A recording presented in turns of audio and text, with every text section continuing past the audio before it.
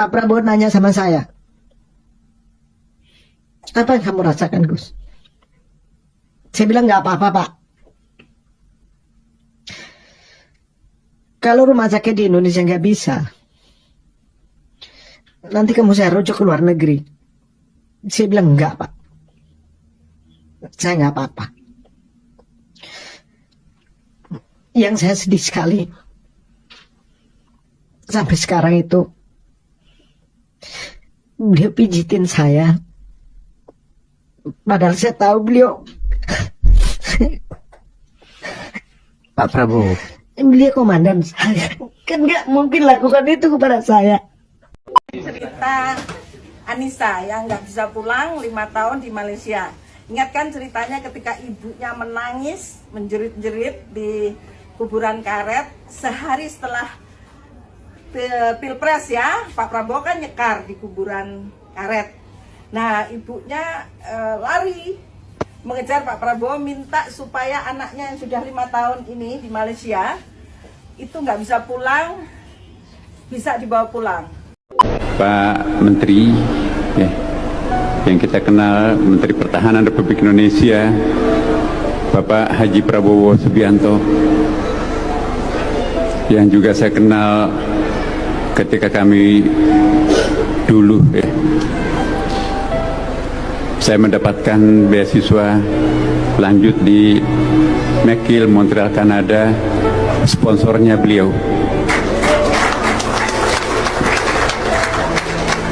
Kami 5 tahun menjaga rumah beliau. Lumayan bebas dari ngontrak rumah. Non diejek. Ya, jadi saya nggak mau, saya nggak suka kalau ada yang suka begitu ya. Jadi bagaimanapun kita ikut bertanggung jawab, kita mau bantu ibu sama putra-putri ibu ya, supaya nanti belajar yang baik dan sebagainya. Jadi sama Lastri wajahnya harus gembira. Coba senyum. Lastri senyum. Jangan bersedih gitu loh. Hah? Siapa ini? Siapa ini? Hah? Siapa? Kamu? Tahu? Udah tahu kan saya? Kenal saya? Iya. Pak Prabowo ini siapa sekarang? Presiden. Belum. Nanti presidennya belum dilantik.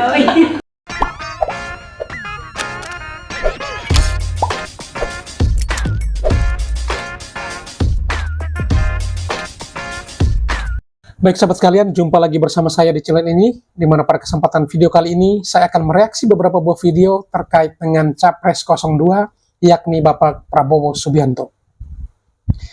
Hasil pemilu baru-baru ini atau hasil Pilpres, tentunya kita sudah bisa mendapatkan hasil berdasarkan quick count maupun perhitungan sementara, yakni real count dari KPU. Tentu dengan angka atau perolehan yang ada, yang jelas bahwa Prabowo Subianto dan juga Gibran Rakebuming Raka telah memperoleh suara yang jauh lebih tinggi dibandingkan dua pasangan lainnya.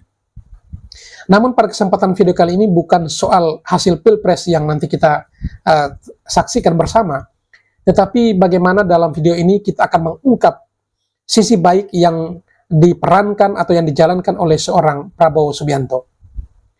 Prabowo Subianto yang seorang mantan TNI, dan juga mungkin selama ini dari beberapa periode lalu beliau maju sebagai capres, terkesan banyak pihak bahwa beliau orang yang sedikit arogan atau kasar.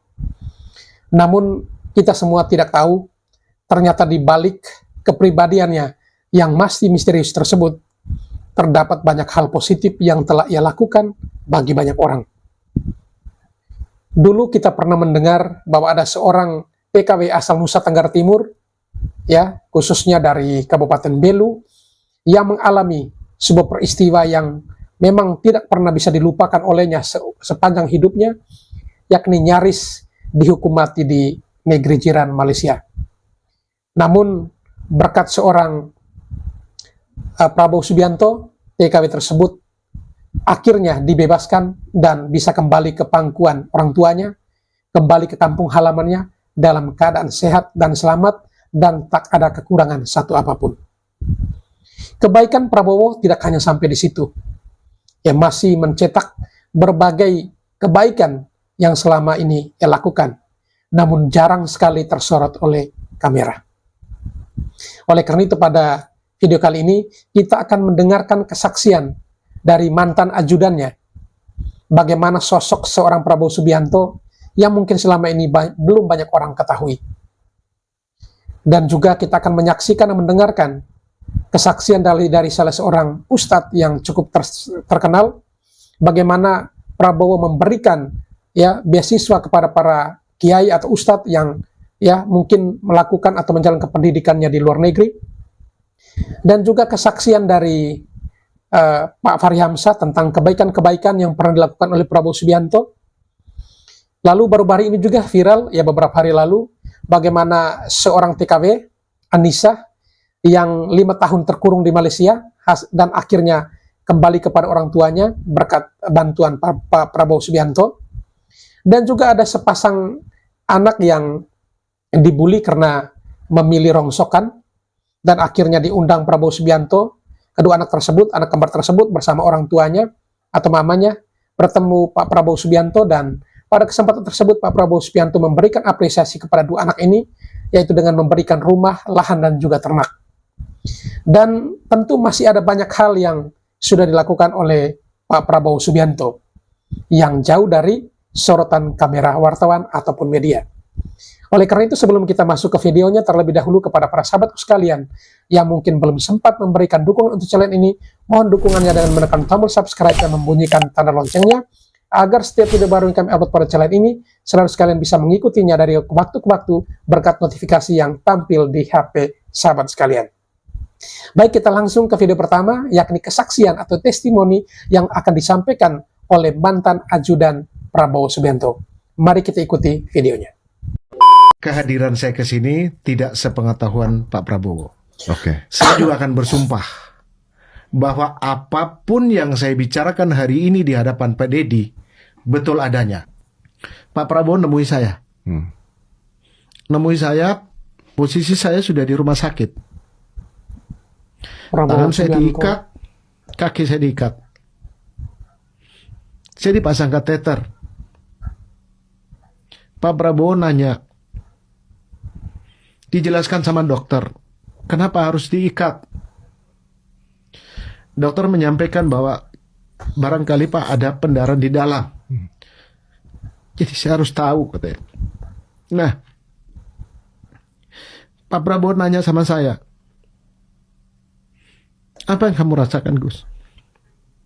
Saya bilang nggak apa-apa, Pak. Kalau rumah sakit di Indonesia nggak bisa, nanti kamu saya rujuk ke luar negeri. Wah, luar biasa. Saya bilang ya. enggak, Pak. Ini pemimpin Saya yang nggak hebat. apa-apa. Yang saya sedih sekali, sampai sekarang itu, beliau pijitin saya. Hebat, Padahal hebat. saya tahu beliau, Pak Prabowo. beliau komandan saya. Kan nggak mungkin lakukan itu kepada saya. Keren. Ini kesaksian ajudannya, mantan ajudan. Makanya ketika banyak orang mengatakan Pak Prabowo itu jahat, Tidak mungkin Pak ya. Prabowo itu arogan, saya nggak bisa terima. Tapi kan tidak semua orang mau percaya itu yang terjadi. Betul-betul. Sebenarnya saya nggak mau menceritakan ini karena membuat saya sedih.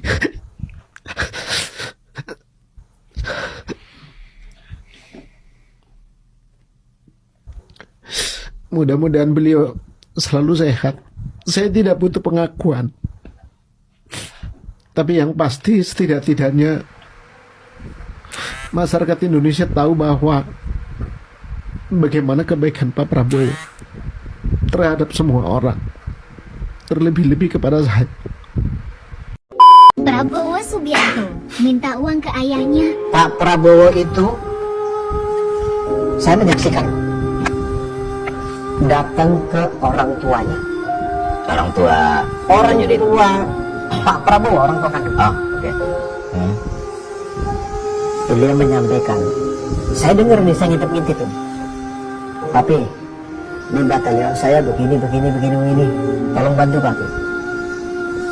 Pak Sumitro Joyo Hadikusumo, orang tua kandung Pak Prabowo, ketika mendengarkan permintaan dari anaknya, spontan, kamu temuin Mami. Disuruh nemuin ibunya. Bukan lantas Pak Sumitro mengatakan, oh enggak, tunggu dulu, tidak, kamu temuin Mami. Kalau sudah ketemu sama beliau, saya nggak dengerin bisik-bisiknya apa. Tapi begitu pulang, Pak, saya bawa uang. Kalau pemikiran saya bawa kardus, saya bawa koran kalau pemikiran saya. Ternyata setelah sampai di batalion, di rumah dinas beliau, dibuka. Itu isinya uang. Kumpul semua, diperintahkan untuk apa? Masing-masing kompi yang tanahnya masih bisa digunakan untuk membangun rumah, Luar biasa ya. bayangkan. Kalau saya udah segitu orang tua saya, buat senang saya. Tapi bayangkan Pak Prabowo buat duit segitu banyak, ya? Tidak sepeser pun buat dirinya sendiri, tapi untuk membangun rumah.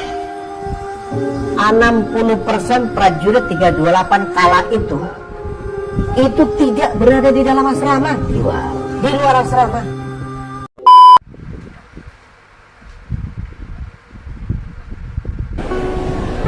Senior kita Pak Menteri ya, yang kita kenal, Menteri Pertahanan Republik Indonesia, Bapak Haji Prabowo Subianto, yang juga saya kenal ketika kami dulu ya, saya mendapatkan beasiswa lanjut di McGill, Montreal, Kanada, sponsornya beliau.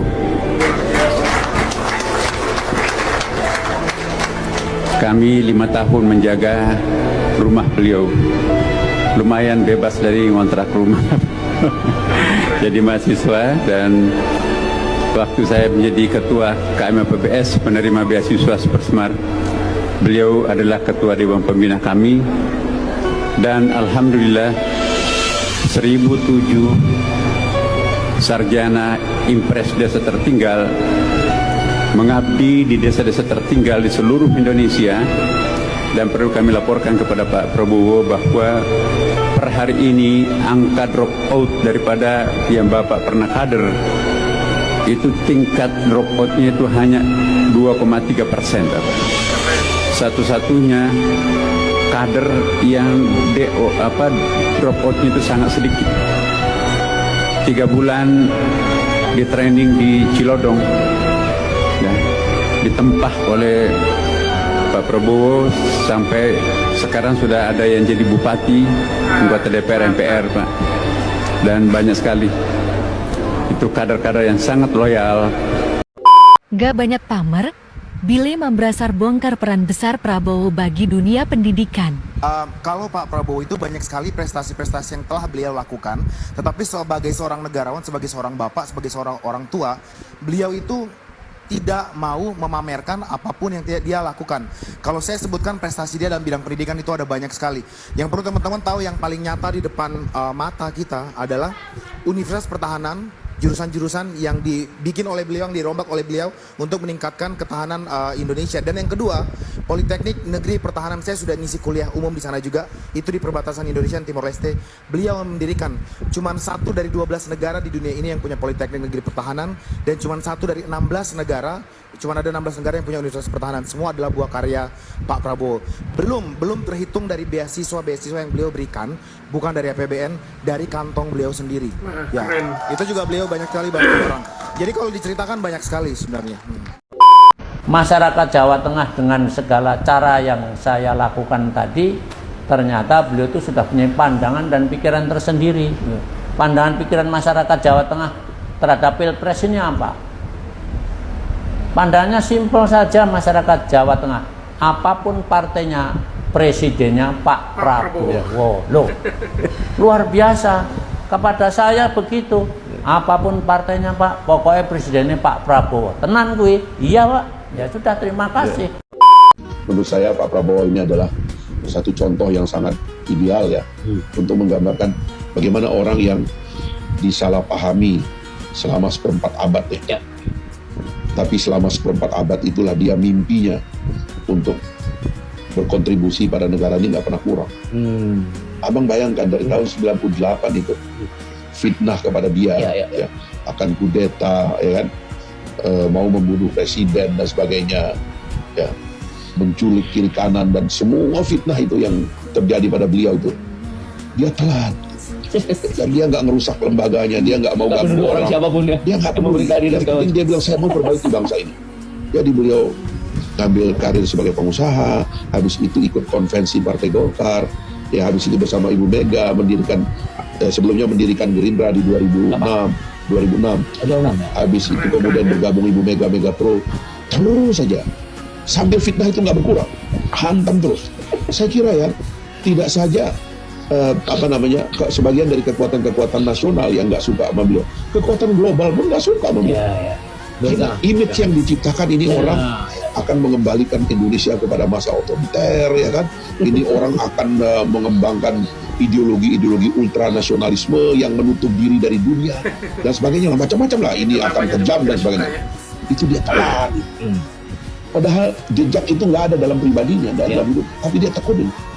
Dan dia berhasil. Luar biasa. Jadi mana ada orang di dunia ini yang seperempat abad bertahan dia untuk membuktikan kepada bangsanya bahwa semua yang Anda pikirkan itu tidak.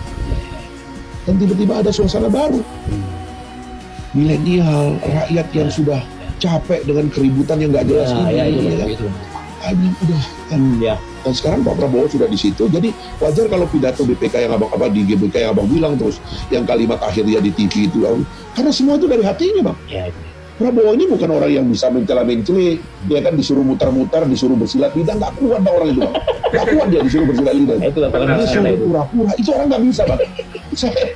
Kita kenal Prabowo ini, orang tuh nggak bisa yang namanya pura-pura, nggak bisa.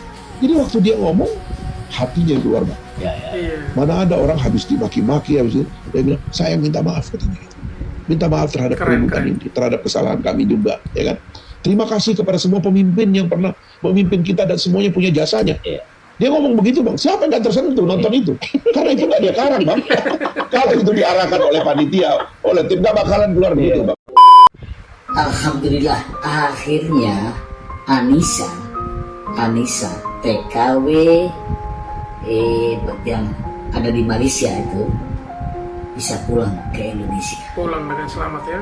Dan diantar langsung oleh tim yang dari Malaysia. Anissa adalah TKW yang dokumen identitasnya disimpan oleh agen pengiriman TKI-TKW yang agennya itu sudah bubar, sehingga Anissa tidak memiliki identitas apapun. Sehingga tidak bisa pulang ya. Dan bekerja di Malaysia, mau pulang tidak bisa. Dan ibunya ketika itu nyamperin Pak Prabowo yang saat itu sedang nyekar di makam orang tuanya. Dan dengan bantuan Pak Prabowo, Anissa kini sudah pulang ke Indonesia. Mari kita simak video berikut ini. Cerita Anissa yang nggak bisa pulang 5 tahun di Malaysia. Ingatkan ceritanya ketika ibunya menangis, menjerit-jerit di kuburan karet sehari setelah Pilpres ya. Pak Prabowo kan nyekar di kuburan karet. Nah ibunya lari mengejar Pak Prabowo, minta supaya anaknya yang sudah 5 tahun ini di Malaysia itu nggak bisa pulang, bisa dibawa pulang. Saat itu Pak Prabowo kemudian menelpon saya supaya saya mengurus Anissa. Ternyata saya kan tidak pernah. Jadi ya kebetulan kemudian saya kenal dengan Pak Wamen, Pak Afriyadi, ya, Pak Afriyadi ya, Pak Wamen, Pak Afriyadi. Kemudian saya telepon gimana caranya supaya saya bisa mengurus Anissa untuk bisa bawa pulang. Saya selusuri alamat-alamat dan ketemulah dia di mana, di Malaysia.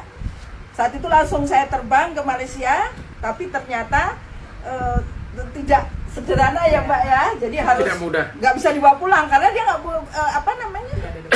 nggak ada dokumen. Paspornya itu di agen dan agennya sudah bubar. Jadi dia nggak bisa pulang. Jadi hal yang saya lakukan kemudian waktu itu saya ke KBRI. Jadi pertama di KBRI terus emang ini koordinasi yang bagus sekali.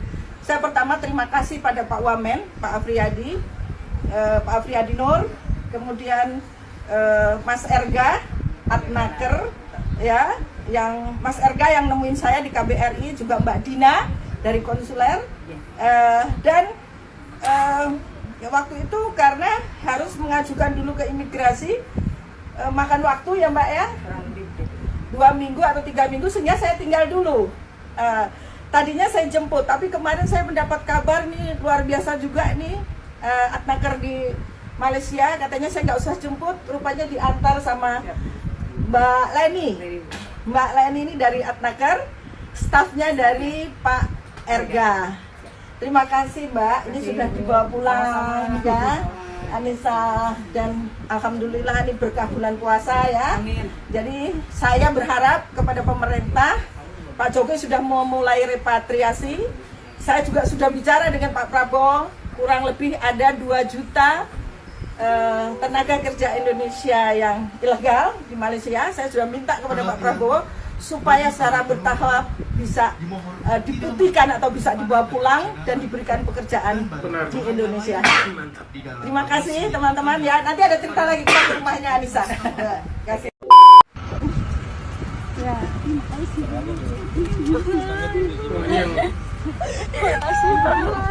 Terima kasih ketika dia di Malaysia yang selamatkan dan pulang ke tanah air. Yang nama Anissa ya, kurang lebih 5 tahun tertahan karena dokumennya ada di agen dan agennya sudah bubar. Dari kecil ya, alhamdulillah ya. Anaknya yang kecil sampai dari TK sampai kelas 3 Bu.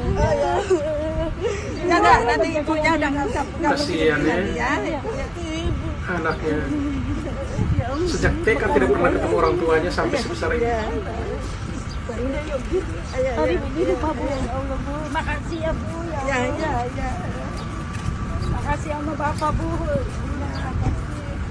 Mau diantar pulang ya. Iya, makanya Bu.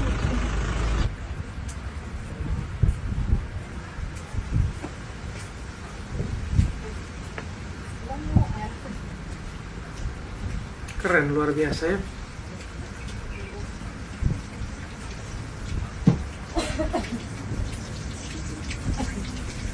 Oh ini sudah tiba di rumah. Ibu rumah Anissa di dalam. Enggak apa-apa. Yang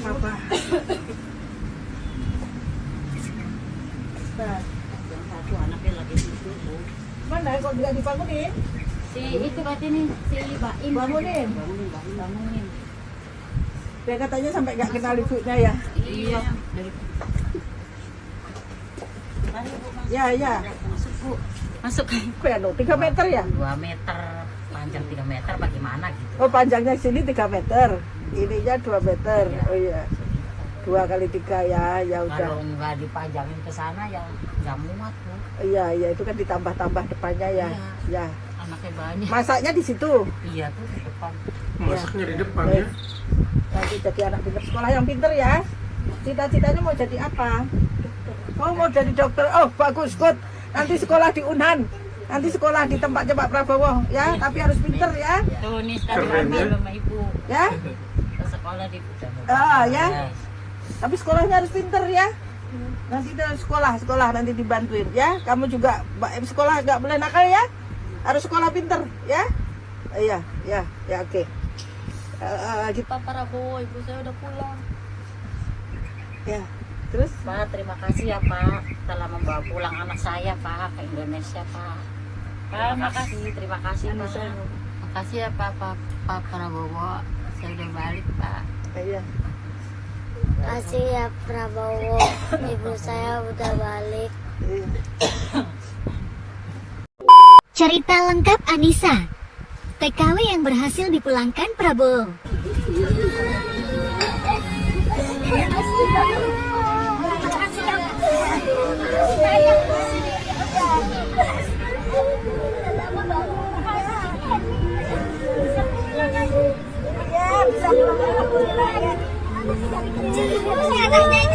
Sehari setelah Pilpres atau pemilu itu kan Pak Prabowo kan ke makam orang tua beliau di Karet Tifak. Tiba-tiba ada dua wanita kakak adik yang berlarian sambil cerita nangis minta ke Pak Prabowo memulangkan anaknya. Jadi dua perempuan itu salah satu anaknya ada yang pergi ke Malaysia menjadi TKW. Saya tidak ikut di situ, hanya kemudian sorenya saya ditelepon sama Sepri Bapak, yaitu Mas Rajif, bahwa saya ditugasi Bapak untuk mengurus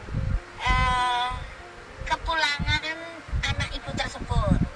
Saya dikasih nomor telepon oleh Mas Rajif, nomornya ibu tersebut yang bernama Ibu Edi. Melalui telepon itu kemudian saya hubungi Ibu Edi ini untuk menanyakan posisi terakhir anaknya di Malaysia. Karena anaknya pindah-pindah. Jadi saya dapat alamat yaitu di Petaling Jaya, sekitar Petaling Jaya. Kodarullah saya memang sebelumnya Pak Alfiansa Nur atau Pak Ferry, kemudian saya menelpon Pak Ferry agar supaya saya dibantu, saya akan mencari TKW yang tidak bisa pulang 5 tahun itu bernama Anissa gitu.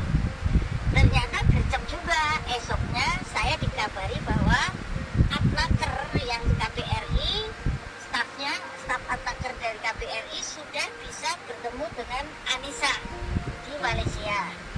Lalu tanggal 19 Februari saya terbang ke KL, ke Kuala Lumpur untuk mencari Anissa.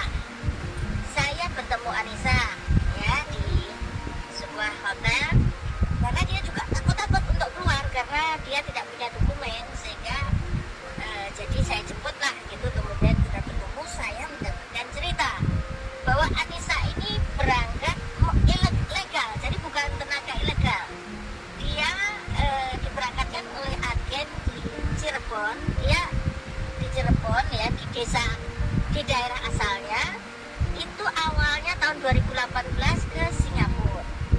Dari Singapura nggak sampai 1 tahun dipindahkan oleh agennya ke Malaysia. Di Malaysia ternyata dia diikutkan majikan yang anaknya banyak dan pembantunya hanya Anissa. Dia harus bekerja hampir 24 jam ngurus anak, rumah tangga. Kadang-kadang majikannya punya usaha, dia harus bantu. Anak ini tidak kuat.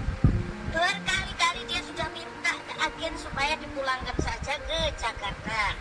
Tetapi pihak agen selalu menolak. Nah, Anissa tidak kuat kerja di rumah majikan yang harus kerja keras itu. Dia kemudian melarikan diri dari rumah majikan. Dia coba hubungi agen lagi untuk bisa mendapatkan paspor dan dokumennya yang kan biasanya kalau TKW kerja kan ditahan sama agennya. Oleh pihak agen. Ternyata agennya sudah bubar, mungkin pas pandemi itu kan, dan dia tidak tahu lagi alamatnya. Jadilah berarti Anissa itu di sana menjadi legal menjadi ilegal, lantang-lantung. Mau keluar juga takut, kalau keluar itu bisa ditangkap. Kalau ditangkap polisi Malaysia dia bisa dikenakan denda ribuan. Nah, ribuan ringgit. Anissa kemudian mencoba mencari jalan bagaimana supaya bisa pulang. Dia hubungi calo. Ternyata dia harus bayar kompon. Kompon itu denda ke imigrasi Malaysia yang jumlahnya 3.100, ditambah lagi bayar calo yang jumlahnya ribuan. Dia tidak kuat, dia tidak punya uang.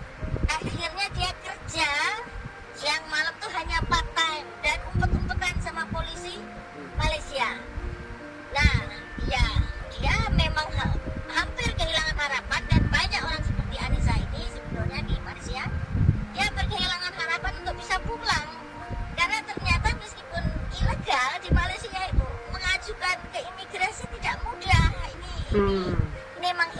Kasihan ya. di sana dikejar-kejar mau ditangkap, tapi mau pulang juga nggak mudah gitu, karena harus bayar denda dan lain-lain ya.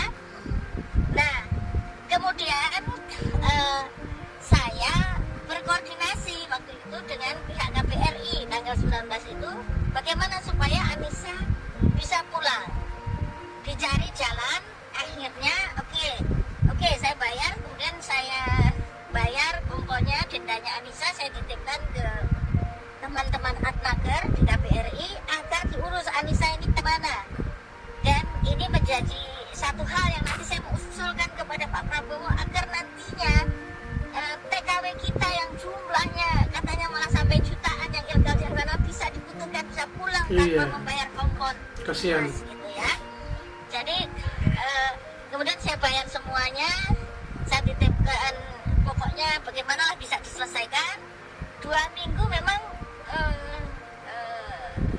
ternyata makan waktu 2 minggu, dan baru kemarin selesai, 2 hari lalu selesai, dan kemarin Anissa akhirnya bisa pulang ke Indonesia, diantar oleh staf Adnaker. Tadinya saya mau jemput ke sana, tapi baik juga nih pihak Adnaker di KPRI, mungkin karena Pak Prabowo ya ini presiden kita mendatangkan, jadi diantar dari pihak Adnaker, sehingga saya hanya jemput di airport kemarin. Itu ceritanya Anissa ini. Saya dengar juga selain dipulangkan, Pak Prabowo juga berniat memberikan usaha yang bermodal. Betul. Pastilah. Pak Prabowo sebetulnya akan membantu untuk usaha Anissa supaya tidak usah kembali. Tetapi Mas, waduh, kemarin begitu saya lihat rumahnya itu hanya ukurannya 2x3. Ini juga ironis juga di Jakarta yang hanya selemparan batu dengan gedung-gedung megah itu, nggak tahu ya ini para gubernur ini sempat lihat nggak ada penduduk yang Kasihan rumahnya betul ya. hanya 2x3. Rumah Anissa ini mepet dengan kuburan karet privat, mepet dengan sungai, itu hanya ukuran 2x3. Gimana mau usaha Mas? Jangankan gang, kita ini kalau jalan lewatnya kuburan. Sehingga solusinya kemungkinan saya akan berkoordinasi sama Pak Prabowo, nanti kita carikan kerja. Gimana begitu? Nah, iya solusinya kita carikan kerja. Nanti saya akan lapor Bapak kira-kira bagaimana ini. Tapi kalau untuk usaha tadinya Bapak mengusulkan untuk dia bisa usaha entah jualan makanan, jualan apalah begitu ya. Dia tidak usah kembali karena anaknya 2 di sini, dan selama ini anaknya nangis terus mencari ibunya gitu. Bu, kita mundur lagi sedikit Bu. Total jadi berapa tahun nggak bisa pulang ya Bu? Kasihan ya. 5 tahun lebih. 5 tahun lebih tidak pulang. Dan tadinya sudah hilang harapan dia. Bagaimana bisa pulang gitu? Misalnya kan biayanya besar, antrinya lama, calonnya nanti diperas-peras terus gitu. Jadi sekedar informasi, banyak ini yang di sana sampai usia tua, usia apa gitu. Makanya alhamdulillah ini orang tua Anissa ini berani lari nangis ke Pak Prabowo kan gitu loh. Non diejek. Ya, jadi saya nggak suka kalau ada yang suka begitu ya. Jadi bagaimanapun kita ikut bertanggung jawab, kita mau bantu ibu sama putra-putri ibu ya, supaya nanti belajar yang baik dan sebagainya. Jadi sama Lastri wajahnya harus gembira. Coba senyum. Lastri senyum. Jangan bersedih gitu loh. Kembar ya, pemulung itu. Siapa ini? Siapa ini? Kamu? Pak, udah tahu kan saya? Kenal saya? Iya. Pak Prabowo ini siapa sekarang? Belum. Nanti presidennya belum dilantik. Sekarang Menteri Pertahanan. Ya, dari Ibu yang tabah ya. Landry harus tabah, berani, harus belajar yang baik ya. Nggak usah takut lagi diganggu dan sebagainya. Dan ibumu sudah nggak usah lagi khawatir ya. Kita akan membantu membina ibu. Apakah buka warung, habis itu ada, kalau bisa ada peternakan di belakangnya, peternakan itik ya, peternakan bebek dan sebagainya. Ya, makasih Bapak. Ya. dibantu sama Bapak, sama semuanya rekan-rekan Bapak gitu ya. Ya, ya. Landry harus belajar yang bagus ya. Nggak boleh lagi trauma atau apa ya. Nggak. Jangan malu juga bahwa ibu pemulung itu lebih mulia daripada jadi maling atau koruptor. Ya, kita hormati orang-orang yang mau kerja. Apakah pemulung, apa tukang sapu, apapun, ya. Orang mau kerja itu mulia untuk memberi penghidupan keluarga anaknya. Izin Pak, satu. Muhammad, umurnya berapa? 3 tahun. 3 tahun punya. Kamu siapa namanya? Berdiri coba. Kamu namanya siapa? Siapa? Landry. Umurnya berapa? 13. Kamu siapa namanya? Lastri. Sama 13 umurnya. Landry dan Lastri ya. Kamu lebih tinggi ya? Iya, jadi Bu, saya dengar kesulitan Ibu. Kemudian saya dengar bahwa putra Ibu Luar biasa Bu perjuangan. ya. Ya, jadi saya nggak suka kalau ada yang suka begitu ya. Jadi bagaimanapun kita ikut bertanggung jawab, kita membantu Ibu sama putra Ibu ya, supaya nanti belajar yang baik dan sebagainya. Landry sama Lastri. Kalian tahu nggak Gus Dur punya kekuatan apa kok bisa memprediksikan Prabowo jadi presiden? Ini dia. Banyak pihak yang mengatakan bahwa Gus Dur pernah meramalkan seorang Prabowo jadi presiden di masa tuanya. Awalnya saya juga kepo, kapan sih Gus Dur bicara seperti itu dan di mana? Dan ternyata memang ada beberapa artikel yang menyatakan bahwa sumber informasi ini adalah berasal dari sepupunya Gus Dur langsung, yaitu Gus Irfan. Beliau mengatakan bahwa pada tahun 2009 sebelum Gus Dur wafat, mereka berdua itu punya kebiasaan untuk berziarah ke makam leluhur Pondok Pesantren Tebu Ireng Jombang. Nah, di sela-sela kegiatan mereka berbincang bahwasanya Prabowo itu kelak akan menjadi presiden di masa tua. Secara logika, kenapa Gus Dur bisa mengatakan seperti itu? Adalah karena Gus Dur tahu bahwa Prabowo pengen jadi presiden. Yang kedua, Gus Dur tahu bahwa Prabowo adalah orang yang ikhlas. Dan yang ketiga, Gus Dur tahu bahwa Prabowo tidak mudah menyerah. Ditambah lagi, Gus Dur juga sangat dekat dengan Prabowo, sehingga make sense banget ketika Gus Dur mengatakan seperti itu. Pada masa-masa tersebut, Gus Dur juga pernah diundang oleh acara TV One, di mana nama acaranya adalah 1 jam lebih dekat, di mana Gus Dur mengatakan bahwa Prabowo adalah orang yang ikhlas untuk Indonesia. Tapi gimana menurut kalian? Sabar, berani, belajar yang baik ya. Hal yang gue benci dari Bapak Prabowo yang kayak gini. Yang kayak gini, ya. Tiba-tiba langsung dengar kabar, langsung udah jadi. Tiba-tiba dengar kabar, langsung diterusin. Tiba-tiba dengar kabar, langsung jadi semua. Gini gimana, Pak? Duh, ini loh, Pak. Ini minimal janji-janji dulu, Pak. Janji-janji. Udah kebanyakan fakta, Pak. Ya, banyak janji dulu, Pak. Banyak janji ya, banyak janji. Gue lama-lama nggak ngefans nih, Pak. Banyak janji dulu, minimal janji yang manis, ya. Yang kemarin bilang Pak Prabowo itu jahat dan tidak lembut hatinya, kalian dengar video ini. Pak Prabowo undang anak SD korban bullying untuk berikan semangat pada anak sekolah tersebut.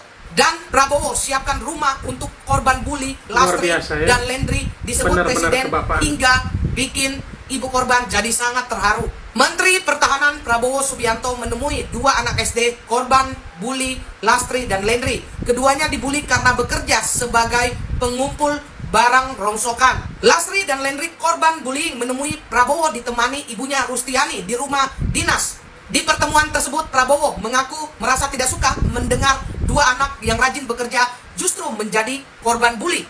Tidak hanya itu, Prabowo juga berpesan kepada Lastri dan Landry agar tidak bersedih dan terus bergembira. Ia pun bertanya kepada Lastri dan Landry apakah mereka mengenal dirinya. Lalu Lastri dan Landry bersamaan berjawab, "Presiden," kata Pak Prabowo, "belum, sekarang ini masih Menteri Pertahanan." Prabowo memberikan rumah dan lahan peternakan. Selanjutnya, Pak Prabowo juga berpesan kepada sekretaris pribadinya agar mencarikan keluarganya tersebut lahan untuk mendirikan rumah. Ia juga berpesan agar lahan itu cukup untuk ditambah peternakan bebek di belakangnya. Kedua anak kembar ini terpaksa bekerja mengumpulkan rongsokan lantaran penghasilan sang ibu hanya belasan rupiah. Mereka tergerak ingin membantu ibunya untuk memenuhi kebutuhan hidup mereka, termasuk kontrakan rumah yang belum dibayar serta biaya sekolah. Pak Prabowo dihina, dicaci, tetapi dia balas dengan prestasi dan dia balas dengan kebaikan hatinya. Salam dari Ko Prabu. Yang suka video saya silahkan follow dan tinggalkan komentar. Setelah melihat dan membaca berita ini, saya semakin yakin bahwa saya tidak salah memilih presiden. Tidak diragukan lagi bagaimana kecintaan Pak Prabowo terhadap rakyat, bagaimana kepedulian beliau terhadap rakyat. Semoga ketika Bapak dilantik nanti, Bapak semakin bisa membantu banyak orang dan mensejahterakan banyak orang. Inilah momen unik di mana Pak Prabowo segan menduduki kursi Presiden Jokowi. Menariknya lagi, selesai berzakat, ia tampak bersama Mbak Najwa keluar ruangan. Waduh. Awalnya Presiden Jokowi memilih meja ketiga ya. Persis banget di depan Pak Prabowo duduk, teman-teman. Setelah Presiden Jokowi selesai menunaikan zakat, Pak Prabowo pun bersama menteri lainnya maju membayar zakat. Namun ia segan dan respek ya menduduki kursi atau meja ketiga yang persis di depannya, yang sempat dipakai Presiden Jokowi. Meski tak ada larangan ia duduk di sana, Pak Prabowo pun memilih meja kedua. Karena sebelum pas untuk duduk ya, belum waktunya.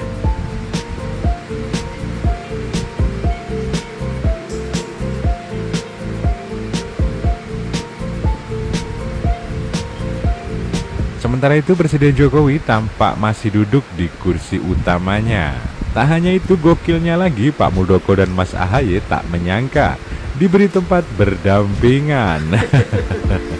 Padahal dulunya keduanya ini pernah berseteru ya karena rebutan Demokrat.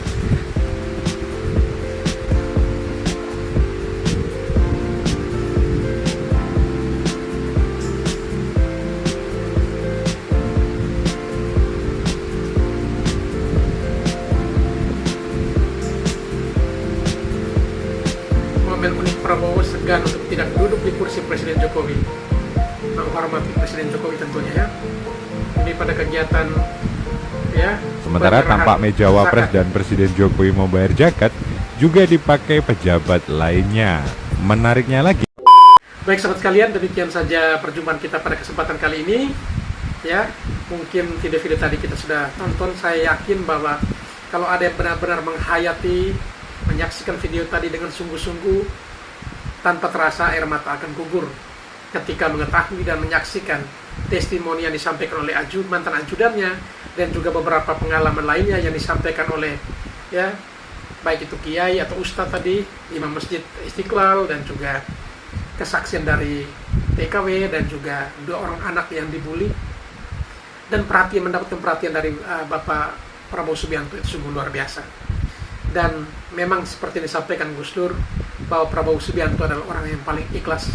Itu memang bukan tanpa dasar, tetapi sesungguhnya yang selama ini mungkin kita hanya dengarkan atau mungkin tonton video Gus Dur menyampaikan itu, tetapi ketika kita melihat dan menyaksikan video-video tadi, paling tidak sudah bisa memberikan gambaran bahwa apa yang disampaikan oleh Gus Dur itu benar adanya.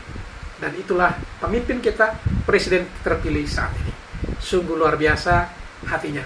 Dan kita yakin dan percaya bahwa ketika terpilih atau dilantik nanti dan kedepannya untuk memimpin bangsa ini, beliau akan memberikan perhatian yang sungguh-sungguh untuk rakyatnya. Karena sekalipun beliau hanya seorang diri, sebagai pribadi pun beliau sudah tunjukkan dengan membantu banyak orang. Apalagi beliau sudah menjadi pemimpin yang tentunya memiliki kewenangan-kewenangan terkait untuk membantu rakyatnya. Dan ini sungguh luar biasa. Baik sahabat sekalian, barangkali ada yang ingin untuk berkomentar, silakan tulis komentar sebanyak-banyaknya di kolom komentar. Dan juga tidak lupa kepada sahabatku yang mungkin belum sempat memberikan dukungan ke channel ini, mohon dukungannya dengan menekan tombol subscribe dan membunyikan tanda loncengnya, agar setiap video baru yang kami upload, saudara sekalian bisa mendapatkan notifikasinya. Baik, mungkin hanya itu saja. Dan sampai berjumpa kembali di video selanjutnya. Sekian dan terima kasih.